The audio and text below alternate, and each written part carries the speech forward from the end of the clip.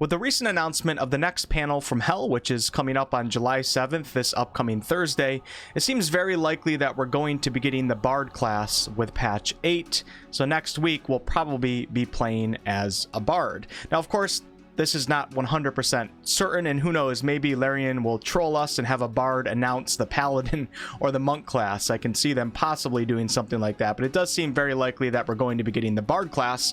So I wanted to put out a pre-patch 8 Bard class guide to help you guys understand what we're about to most likely get. And when patch 8 comes out, I'll of course do a much more in-depth official class guide. Let's jump on into it. So what is the Bard, and what will the Bard's role be in Baldur's Gate 3?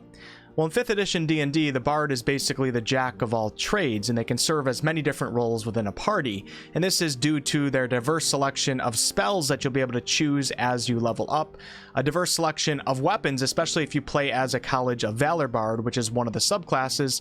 And outside of combat, the Bard is just above average in everything and extremely above average in many things. This class is just very, very useful, and you guys will see why here shortly. There's so much that a Bard can bring to a 5th edition party, which of course means also to a Baldur's Gate 3 party. Now, the Bard is a primary spellcaster, just like the Sorcerer class, which I have selected right now just for demonstration purposes.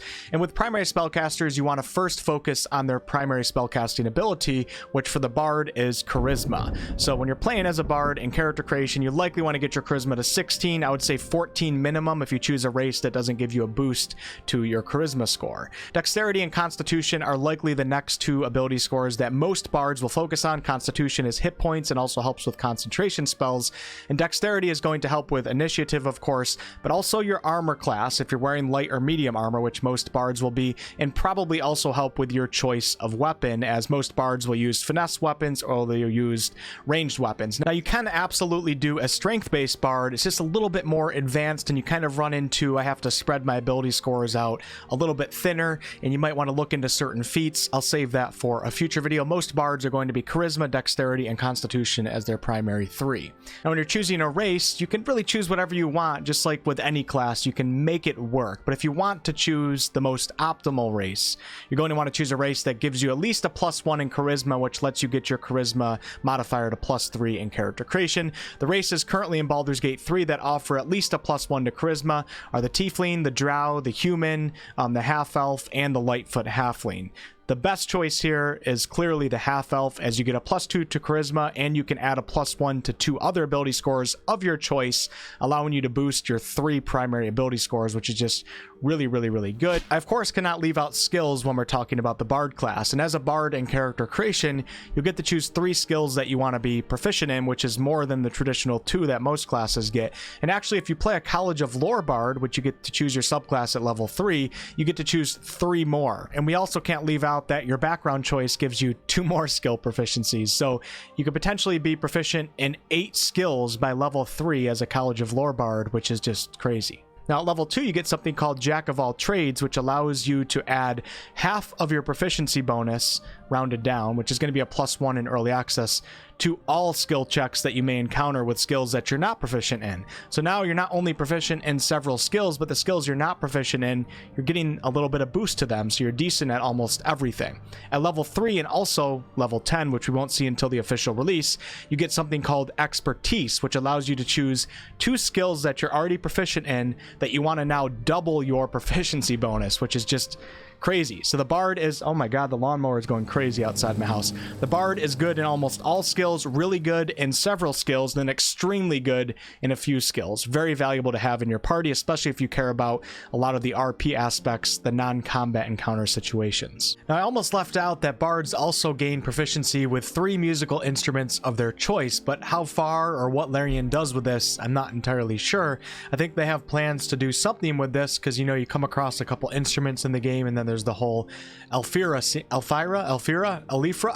what's her name? For spells, it's very important to keep in mind that the Bard is a spells known class. So in character creation, you'll get the ability to choose 4 spells right away at level 1. The The spells that you choose are the spells that you'll have for level 1. You won't have access to the spells that you didn't choose. When you level up, you'll gain a new spell, and you can also swap out one of your other spells, but generally speaking, the spells that you choose, it's an important choice to make as a bard. Now, by the time you reach level 4, you should have 7 total spells that you know and 3 total cantrips. This will increase, obviously, as we get past level 4 in the official game. If I had to recommend one cantrip, definitely take Vicious Mockery, which isn't in the game right now, but it should be in the game if they introduce the Bard class. Really cool, fun cantrip, very useful. And like I mentioned earlier, bards have access to a variety of different spells: healing spells, control spells, damage spells, buff spells. You can kind of play the bard whatever, or build your bard in whatever way that you want to. And I'll get into the individual spells when we actually get access to the class. Also at level 1 and in character creation, right away your bard is going to get something called Bardic Inspiration, which really makes the bard class unique. And basically, as a bonus action, you can inspire others by giving them one Bardic Inspiration die, which at this level is a 1d6 die, and that creature will be able to use that die and add it to one of their attack rolls, ability checks, or saving throws. So if you give Bardic Inspiration die to your barbarian, and your barbarian attacks, they can choose to use that Bardic Inspiration die and get a 1d6 added to their attack roll if they want to use it. Now, what I don't know is how exactly Larian will implement Bardic Inspiration. Being a bard and giving that inspiration die to another party member is going to be pretty easy, but how will that party member use the Bardic Inspiration die? In D&D 5th edition, you get to use the Bardic Inspiration after you've made your initial roll. So if a bard gave you a Bardic Inspiration die and you roll low on an attack roll, you can then choose to use the Bardic Inspiration die. Or if you roll low on a saving throw, you can choose to use the Bardic Inspiration die. It's not something you have to choose before. You can choose after you make that initial roll. And because of Larian's current reaction system, it makes me wonder what they're going to do for this. We'll have to wait and see. Now, level 2, I already mentioned you get Jack of all trades, which gives you half of your skill proficiency to all skills that you're not proficient in.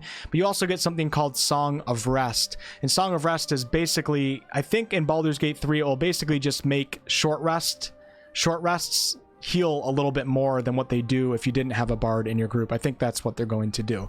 Level 3 is where the real fun starts, because you get to choose your bard colleges, which is your subclass choice. And I think it's highly likely that we'll be choosing between the College of Lore and the College of Valor bard. The College of Lore bard is your bard that knows things, and because of that, they get to choose 3 more skill proficiencies, which I talked about in the skills segment earlier in this video. You also get a really important feature called Cutting Words, which expands upon the Bardic Inspiration that all bards have access to. And now you can use your Bardic Inspiration as a reaction and kind of sling some insults at your opponent when they attack you, and use that d6 that you typically were using to help yourself out to now hinder your opponent. So somebody attacks you and you have a Bardic Inspiration die given to you by a College of Lore bard.